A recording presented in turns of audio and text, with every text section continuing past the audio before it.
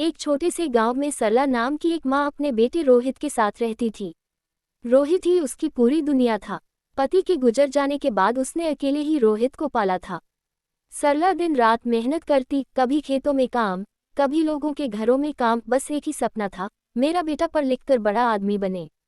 रोहित भी पढ़ाई में अच्छा था, लेकिन जैसे जैसे वो बड़ा हुआ उसके सपने बदलने लगे। उसे शहर जाकर बड़ा जीवन जीना था। एक दिन रोहित को शहर में नौकरी मिल गई। सरला बहुत खुश हुई, लेकिन दिल के किसी कोने में डर भी था, अब बेटा मुझसे दूर हो जाएगा। रोहित शहर चला गया। शुरुआत में वो हर दिन माँ से बात करता, हाल चाल पूछता। लेकिन धीरे धीरे काम बढ़ने लगा, कॉल कम होने लगी, फिर हफ्ते में एक बार और फिर कभी कभी। सरला हर शाम दरवाजे पर बैठ जाती, जैसे रोहित अभी आ जाएगा। पड़ोसी पूछते, किसका इंतजार कर रही हो? वो मुस्कुरा कर कहती, मेरा बेटा आएगा। त्योहार आए, दिवाली, होली, लेकिन रोहित नहीं आया।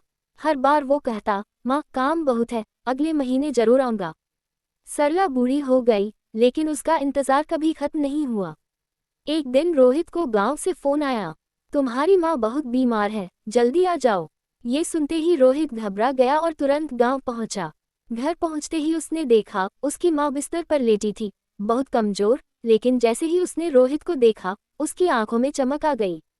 रोहित रोते हुए बोला, माँ मुझे माफ कर दो, मैं तुम्हारे पास नहीं आ पाया।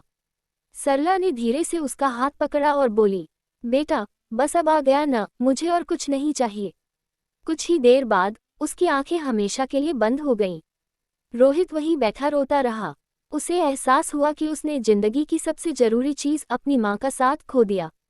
उस दिन के बाद रोहित ने गांव में ही रहकर लोगों की सेवा करना शुरू कर दिया और अपनी माँ के नाम से एक छोटा सा स्कूल खोला।